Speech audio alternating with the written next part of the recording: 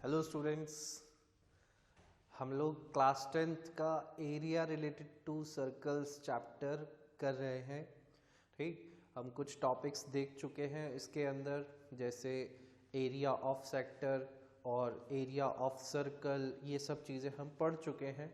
आज एक और नई चीज़ पढ़ने वाले हैं, और जो आज का हमारा टॉपिक है वो है segment of a circle. Segment of a circle. भाई सेगमेंट का मतलब तो आपको पता ही होगा। ठीक, आप बचपन से पढ़ते आ रहे हो, लाइन सेगमेंट है ना। सेगमेंट, तो सेगमेंट का मतलब होता है पार्ट। Segment means part. अब सेगमेंट ऑफ अ सर्कल से क्या मतलब है, तो उसको भी समझ लेते हैं। जैसे सपोज ये हमारे पास एक सर्कल है, ठीक, और ये उसका सेंटर है। ठीक है, थोड़ा सा प्रॉपरली बनाते हैं सर्कल को। यहाँ पर ये कुछ इस तरह से हो जाएगा। ठीक है, चलिए, तो ये आपका सर्कल है और ये है उसका सेंटर। ठीक, तो सेगमेंट ऑफ अ सर्कल से क्या मतलब है, जैसे सपोज मैंने यहाँ पे कोई कॉर्ड बना दी ए बी। ठीक, ये मैंने एक कॉर्ड बना दी ए बी। तो इस कॉर्ड के बनने की वजह से यहाँ पर क्या हुआ, आप देखें कि सर्कल के दो पार्ट्स हो गए। एक ये पार्ट हो गया पूरा और एक ये वाला पार्ट हो गया। ठीक है, तो ये आपके कहलाएंगे सेगमेंट ऑफ अ सर्कल। तो ये है आपका एक सेगमेंट, और ये जो नॉन शेडेड पार्ट है ये है दूसरा सेगमेंट। ठीक, दो सेगमेंट हो गए ना, दो पार्ट हो गए सर्कल के। ठीक, अब जो छोटा वाला पार्ट है उसको हम बोलेंगे माइनर सेगमेंट, क्योंकि छोटा है इसलिए ये माइनर सेगमेंट कहलाएगा। और जो बड़ा वाला पार्ट है सर्कल का वो हमारा कहलाएगा मेजर सेगमेंट। ठीक है, तो समझ में आ रहा होगा कि सेगमेंट क्या है, पार्ट ऑफ अ सर्कल। ठीक, अब हमें यहाँ पर जो देखना है अब इस क्या सीखना है हमें, वो है to find the area of this segment. यहाँ पर सेगमेंट्स का एरिया फाइंड करना हमें सीखना है।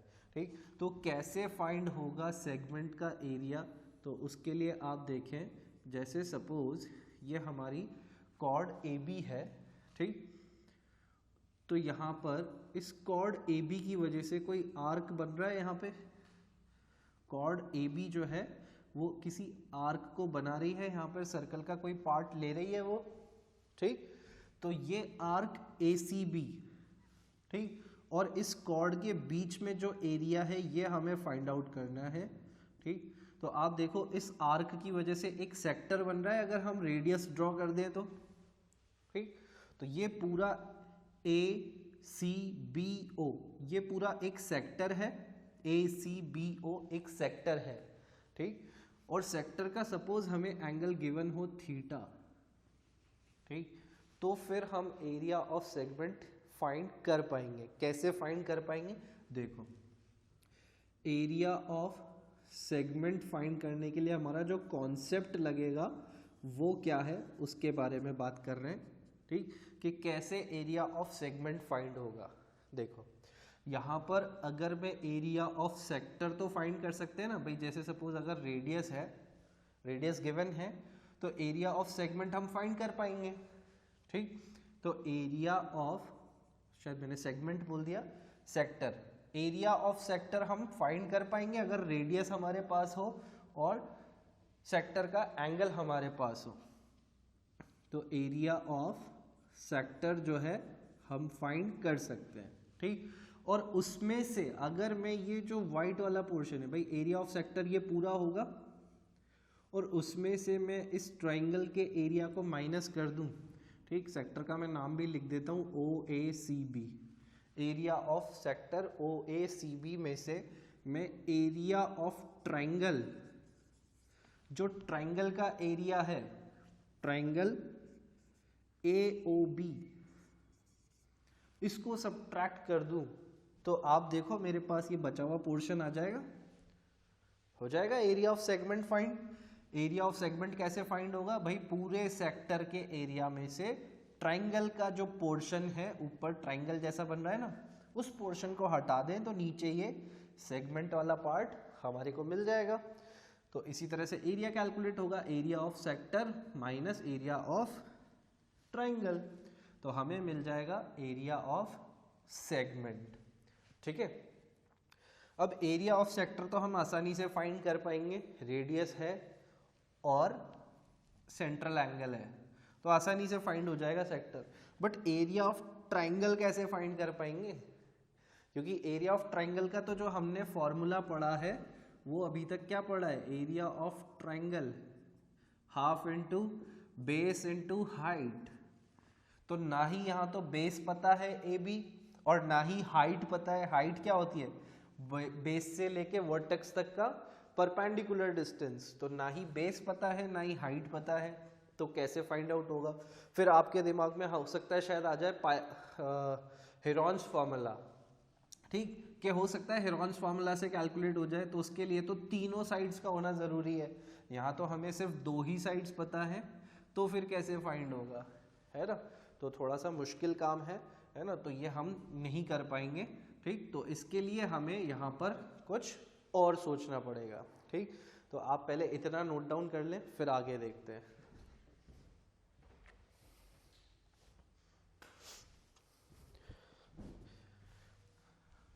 चलिए इसको मैं इरेज कर देता हूँ।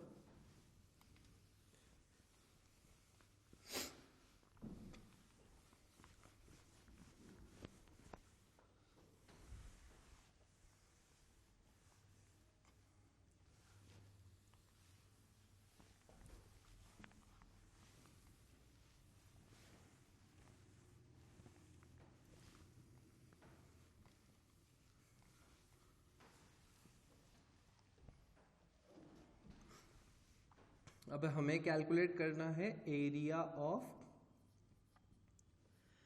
सेगमेंट। जो सेगमेंट है उसका एरिया फाइंड आउट करना है, area of segment of circle. तो देखो वापस से डायग्राम बना लेते हैं। ये हमारा सर्कल, ये उसका सेंटर और ये उसका सेक्टर ए बी, यहाँ पे पॉइंट सी, और इसको भी हम ज्वाइन कर देते हैं ए को बी से, और ये ओ हो गया। ठीक है, चलिए यहाँ पर रेडियस आर है हमारे पास, ये रेडियस भी आर ही होगी क्योंकि रेडियस सेम ही होती है सर्कल में। ठीक, हमें फाइंड करना है ये shaded portion.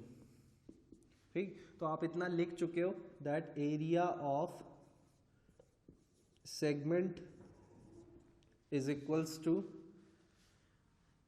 Area O A C B, मैं शॉर्ट में लिख रहा हूँ अब। ठीक है, area O A C B means area of sector minus area of triangle A O B means area of triangle.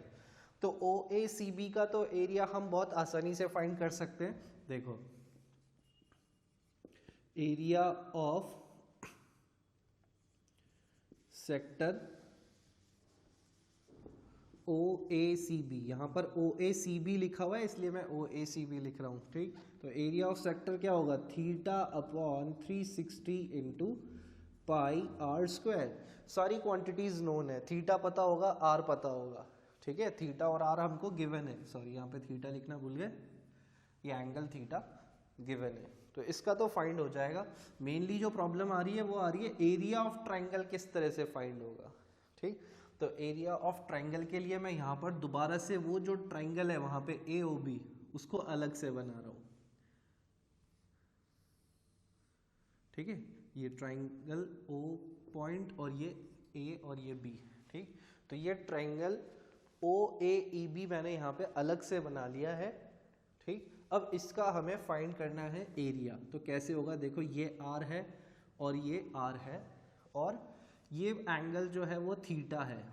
ठीक, आप देखें कि ये जो ट्राइंगल है ये किस टाइप का ट्राइंगल है, आइसोसेलेस ट्राइंगल है ना, ये भाई आइसोसेलेस ट्राइंगल है ना। ठीक है, आइसोसेलेस ट्राइंगल है क्योंकि यहाँ पर दोनों साइड्स इक्वल है। तो अगर मैं इसमें यहाँ पर इस तरह से एक परपेंडिकुलर बनाता हूँ, तो मैंने यहाँ पे एक परपेंडिकुलर बना लिया और इस पॉइंट को मैंने मार्क कर दिया L। परपेंडिकुलर है तो 90 डिग्री होगा, ठीक। चलिए, तो अब यहाँ पर हमारे पास हो गए हैं दो ट्राइंगल्स। इन दो ट्राइंगल्स को अगर हम देखें तो इन दो ट्राइंगल्स को कंसिडर करते हैं, in triangle ALO and triangle BLO, ये दो ट्राइंगल्स हम कंसिडर कर रहे हैं, ALO और BLO। तो इसके अंदर अगर हम देखें तो यहाँ पर आप देखोगे angle ALO is equals to angle BLO, दोनों ही 90 डिग्री है, 90 डिग्री ईच। फिर उसके बाद AO is equals to BO, radii of same circle है ना, R है दोनों। और उसके बाद ये OL दोनों ही ट्राइंगल्स में कॉमन है, OL is equals to OL common, तो दोनों ट्राइंगल्स कॉन्ग्रेंट हो जाएंगे। तो triangle ALO is congruent to triangle BLO, दोनों ट्राइंगल्स कॉन्ग्रेंट हो जाएंगे by right angle hypotenuse side, right angle hypotenuse side, RHS congruency से, RHS कॉन्ग्रेंसी रूल। तो दोनों ट्राइंगल्स कॉन्ग्रेंट हो गए। ट्राइंगल्स कॉन्ग्रेंट है तो CPCT से सारे पार्ट्स इक्वल हो जाएंगे। तो क्या क्या इक्वल हो जाएगा, AL is equals to BL, angle AOL is equals to angle BOL हो जाएगा, है ना। यहाँ पर ये दोनों एंगल्स इक्वल बाय CPCT, ठीक है। इतना हो चुका है हमारे पास।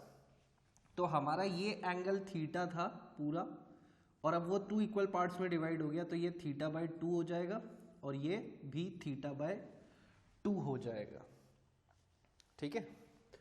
चलिए, अब भाई हमारी जो लगने वाली है यहाँ पर वो है ट्रिग्नोमेट्री, ठीक। ट्रिग्नोमेट्री लगेगी। देखो, अगर मैं इस वाले ट्राइंगल की बात करता हूँ, ट्राइंगल किसी को भी ले लो, AOL ले लो या BOL ले लो, चलो AOL लेते हैं। तो मैं AOL को ड्रॉ कर रहा हूँ यहाँ पर अलग से, ठीक। ये हमारा हो जाएगा O, ये हो जाएगा हमारा L और ये हो जाएगा A, या आप चाहो तो B ले लो ताकि डायरेक्शन सेम दिखे हमें, ठीक।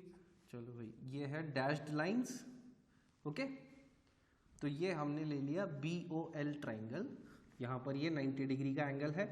अब इसके अंदर यहाँ पर ये θ/2 एंगल है, ये एंगल जो है वो θ/2 है, ये 90 डिग्री का है। तो ये हाइपोटेनियस हो जाएगा, इधर बेस हो जाएगा और ये इधर परपेंडिकुलर हो जाएगा, side opposite to the angle, ठीक है, ओके। तो अगर हम इस वाले में देखें तो ये हमें पता है R, ठीक। तो हम यहाँ पर हमारा टारगेट है OL और BL को फाइंड करना, OL और BL को फाइंड करना। तो यहाँ पर अगर मैं लगाऊं साइन थीटा, साइन ऑफ θ/2, या साइन ऑफ एंगल O लिख लें, साइन ऑफ O लिख लो, ठीक। तो वो क्या होगा, sine of O, it's not 0, it's O, ठीक। साइन ऑफ एंगल O वो कितना हो जाएगा, परपेंडिकुलर अपॉन हाइपोटेनियस। तो परपेंडिकुलर कितना है यहाँ पर BL और हाइपोटेनियस कितना है यहाँ पर OB, ठीक। तो साइन O का मतलब साइन θ/2, एंगल O कितना है θ/2। तो यहाँ पे BL की वैल्यू हमें नहीं पता, तो ये एज इट इज BL रहेगा।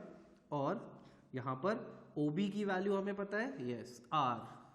तो इससे हमें क्या मिल जाएगा, देखो क्रॉस मल्टीप्लाई करेंगे तो हमें मिल जाएगा BL is equals to R into sine θ/2, ठीक है।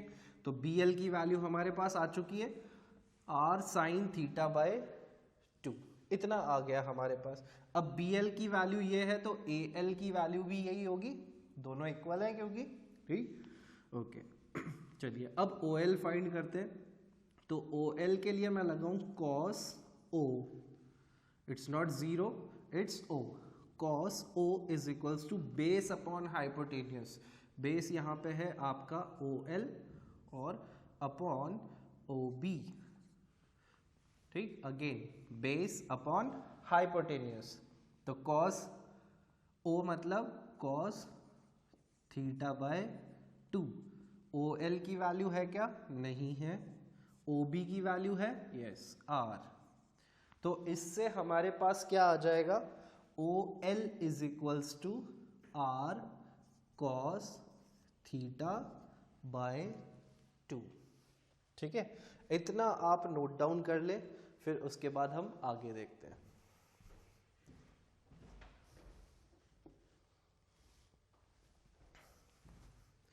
ओके तो हमने यहाँ पर अभी तक देखो BL निकाल लिया है, OL निकाल लिया है, ठीक। मैं इस पोर्शन को इरेज करता हूं।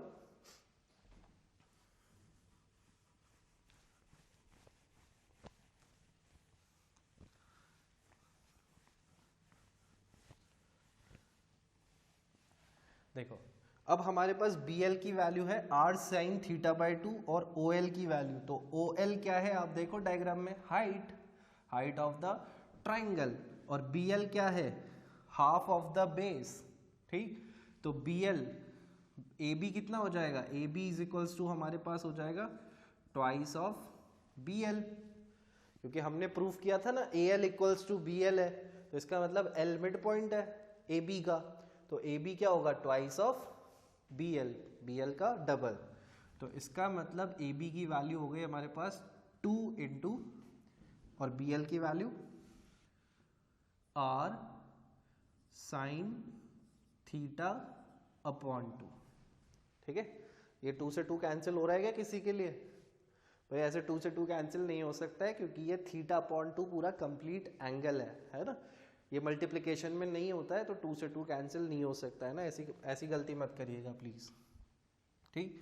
और OL हमारे पास क्या है? OL इज इक्वल्स टू हमारे पास है R cos थीटा अपॉन 2, तो इतना हमारे पास आ गया है। तो अब आप देखो कि एरिया ऑफ ट्राइंगल क्या हो जाएगा? Area of triangle AOB is equals to half into base, base कितना है यहाँ पे? AB, और हाइट कितनी है? OL, यही हो जाएगा।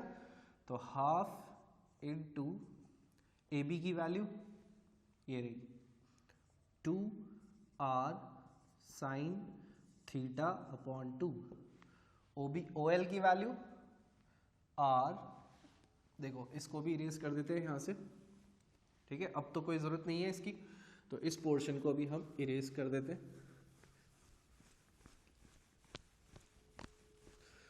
तो हमारे पास जो है OL की वैल्यू कितनी है? R cos थीटा बाय 2, ठीक।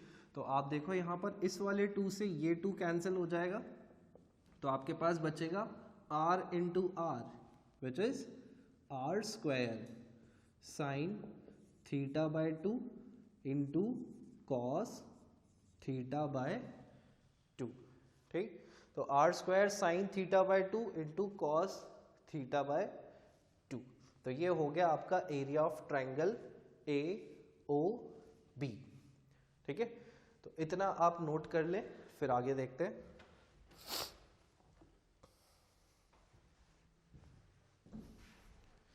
ओके तो हमने ये निकाल लिया है एरिया ऑफ ट्राइंगल AOB। अब हमें बस वैल्यू पुट करनी है यहाँ पर, तो मैं इस डायग्राम को भी इरेज कर देता हूँ अब।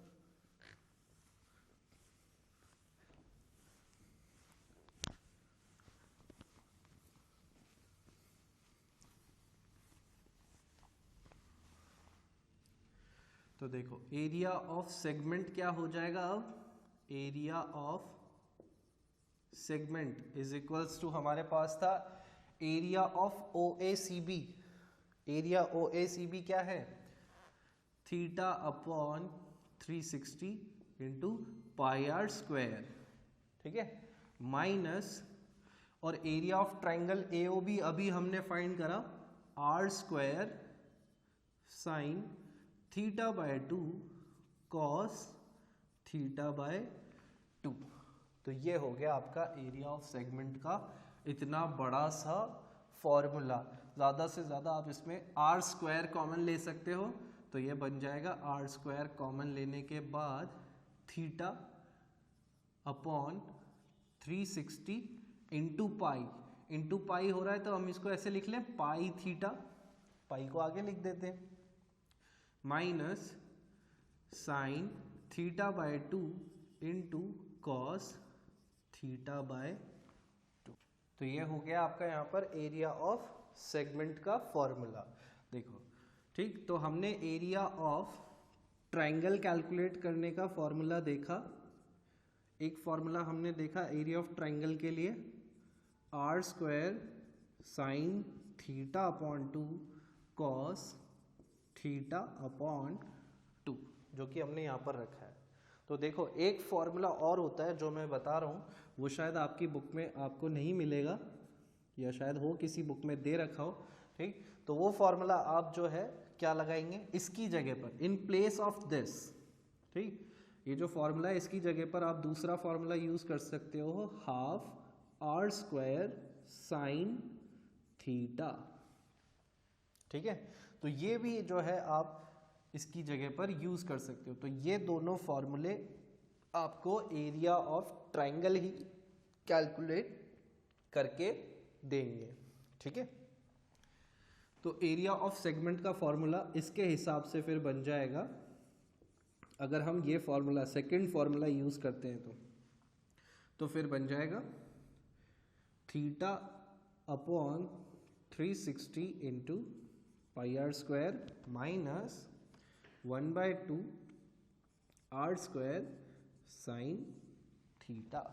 ठीक, आप चाहो तो इसमें से r² कॉमन ले लो, तो यहाँ पर ये बन जाएगा pi theta upon 360 minus 1/2 sine theta. ठीक, तो या तो ये फॉर्मूला यूज करें या ये फॉर्मूला यूज करें, दोनों से आपका आंसर आएगा, है ना। बट कुछ जगह पे ऐसा होगा कि यही फॉर्मूला हम यूज कर पाएंगे और कुछ जगह पे हम ये भी यूज कर पाएंगे। वो जब क्वेश्चंस आएंगे तो आपको समझ में आने लगेगा। ठीक है, इसको नोट डाउन कर लें प्लीज।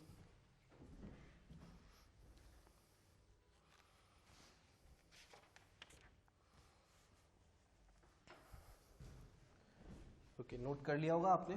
ठीक, अब अपना पेपर और पेन लेके रेडी हो जाए, आपको एक क्वेश्चन लिखना है। ठीक, इसी के ऊपर बेस्ड है।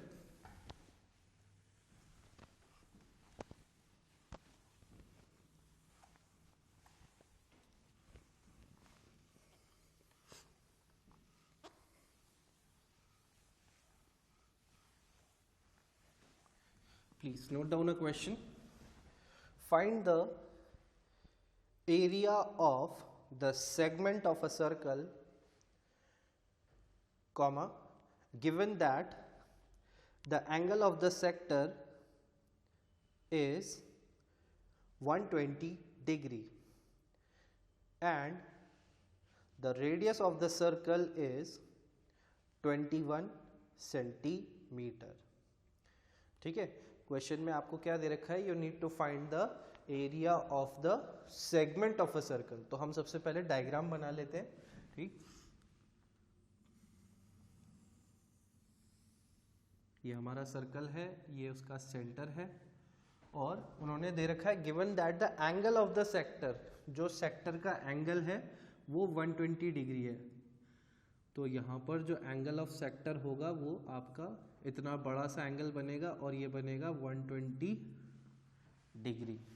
ठीक, और क्या दे रखा है, and the radius of the circle is 21 centimetre, और रेडियस हमको दे रखा है 21 centimetre. We need to find the area of the segment, इस सेगमेंट का एरिया हमें फाइंड करना है। तो देखो अब कैसे फाइंड होगा वो देखते हैं, क्वेश्चन में यही बोला है ना। तो एरिया ऑफ सेगमेंट फाइंड करने के लिए मैंने आपको दो फॉर्मूले बता दिए हैं। ठीक, कॉन्सेप्ट तो एक ही है, area of sector minus area of triangle. ठीक, तो एक्चुअल में मैंने आपको एरिया ऑफ ट्राइंगल कैलकुलेट करने के दो फॉर्मूले बताए हैं। ठीक, तो मैं पहले कॉन्सेप्ट लिख लेता हूँ, area of sector minus area of triangle. ठीक है, तो ये कॉन्सेप्ट है। तो एरिया ऑफ सेक्टर का मैंने आपको फॉर्मूला बता ही रखा है पहले ही आपको याद है अच्छे से बिल्कुल, θ/360 πr²। ठीक, और एरिया ऑफ ट्राइंगल का एक फॉर्मूला हमने देखा r² sin θ/2 इनटू cos θ/2। और दूसरा फॉर्मूला हमने देखा था सेक्टर का, तो वही रहेगा θ/360 into πr² minus half r² sin theta. ठीक, तो यहाँ पर जो थीटा है वो हमारा एंगल है, ये 120 डिग्री। ठीक, तो आप देखो कि अब इन दोनों में से कौन सा फॉर्मूला हमारे लिए जो है वो यूजफुल रहेगा, वो हमें यहाँ देखने पे पता चलेगा। देखो क्या क्या इंफॉर्मेशन गिवन है, radius of sector r is equals to 21 centimetre और angle of sector theta is equals to 120 degree. ठीक, तो अब आप सोचो कि आप इन दोनों में से कौन सा फॉर्मूला यूज करोगे। तो देखो अगर आप यहाँ पे इस फॉर्मूले को यूज करते हो तो साइन थीटा यानी कि साइन 120 डिग्री आपको फाइंड करना पड़ेगा, और उसकी तो हमें वैल्यू याद नहीं है। ठीक, तो साइन 120 की वैल्यू हमें पता नहीं है, तो इसलिए हम यहाँ पर ये वाला फॉर्मूला यूज नहीं कर पाएंगे। ठीक, लेकिन अगर इस फॉर्मूले को यूज करते हैं तो देखो यहाँ पर साइन θ/2 होएगा, तो θ/2 क्या होगा 120/2 विच इज 60 डिग्री। तो साइन 60 डिग्री की वैल्यू हमें पता है, कॉस 60 डिग्री की भी वैल्यू हमें पता है, तो वैल्यू हम आसानी से पुट कर पाएंगे by using this formula instead of this. ठीक, अगर एंगल 60 डिग्री होता, एंगल 120 की जगह 60 डिग्री होता तो फिर हम ये फॉर्मूला यूज कर पाते, क्योंकि साइन 60 की वैल्यू हमें पता होती है उस केस में। ठीक है, तो आपको समझ में आ गया कि कब कौन सा फॉर्मूला किस तरह से हम यूज कर पाएंगे, वो हमें एंगल के ऊपर डिपेंड करता है। ठीक, तो चलिए एरिया ऑफ सेगमेंट फाइंड करते हैं। Area of segment is equals to, formula था r², वही फॉर्मूला लिख रहा हूँ, बस r² कॉमन लेके लिख रहे हैं, पाई θ/360 माइनस साइन θ/2 कॉस θ/2। ठीक, r² की वैल्यू कितनी है 21, तो 21 इंटू 21 हो जाएगा। ठीक, पाई की वैल्यू 22/7 यूज करनी होगी यहाँ पर, है ना, तो पाई की वैल्यू हम यूज करेंगे, पाई 22/7, ये 7 360 के साथ मल्टीप्लाई हो जाएगा, इंटू थीटा कितना है 120 और अपॉन में 360, ऐसा ही होगा भाई। ये 22/7 ऊपर था तो ये 7 जो डिनोमिनेटर में था वो और नीचे आ जाएगा और 360 के साथ मल्टीप्लाई हो जाएगा, माइनस साइन θ/2 यानी कि साइन 120/2 इंटू कॉस 120/2। मैंने अभी सिर्फ वैल्यू पुट करी है। ठीक है, तो यहाँ पर 21 इंटू 21 एज इट इज। यहाँ पर आप इनको कैंसिल कर लो, ये कैंसिल हो जाएगा 0 से 0 और 12 से ये 1 टाइम और ये 3 टाइम्स। ठीक है, तो ये बन जाएगा हमारे पास 22/7 into 3 minus sine 120 degree upon 2 मतलब साइन 60 डिग्री, कॉस 120/2 तो मतलब कॉस 60 डिग्री। ठीक, तो 21 इंटू 21 एज इट इज मैंने लिख दिया है वापस से। ठीक, तो ये हो जाएगा 22/21। साइन 60 की वैल्यू कितनी होती है √3/2, ठीक है। और cos 60 की वैल्यू होती है 1/2, ठीक है। तो हम वैल्यू पुट कर रहे हैं, कर दिए हमने वैल्यू पुट। यहाँ पर ये बन जाएगा 21 × 21। देखो यहाँ पर आप चाहो तो अंदर मल्टीप्लाई कर लो इसको, है ना, और ये बन जाएगा √3/4, ठीक। हम इसको 21 × 21 क्या होगा, 441 होता है, 441, और ये 22 है, इसको 22/21 ही रहने दें, और ये क्या बन जाएगा √3/4, ठीक। इसको चाहे तो आप अंदर सिंप्लीफाई कर लें और फिर मल्टीप्लाई कर लें, ठीक, तो आपका आंसर आ जाएगा। चलिए हम इसको पहले यहाँ इधर मल्टीप्लाई कर लेते हैं। तो 441 × 22/21 माइनस 441 √3/4 इंटू हो रहा है ना 441 √3 से, तो यहाँ पर ये कैंसिल होगा 21 टाइम्स, तो 21 × 22 हमें करना है, तो ये हो जाएगा, देखो मल्टीप्लाई करके देख लेते हैं, 21 × 22 42 42, तो ये हो जाएगा हमारे पास 462 माइनस 441 √3/4। अब भैया इसको सॉल्व करने की जो है थोड़ी सी मेहनत लगेगी और आपका आंसर आ जाएगा, ठीक है। 462 माइनस 441 √3/4 आपका आंसर आ जाएगा, ठीक। यूनिट लगाना नहीं भूलेंगे, ठीक है, इसको नोट डाउन कर ले।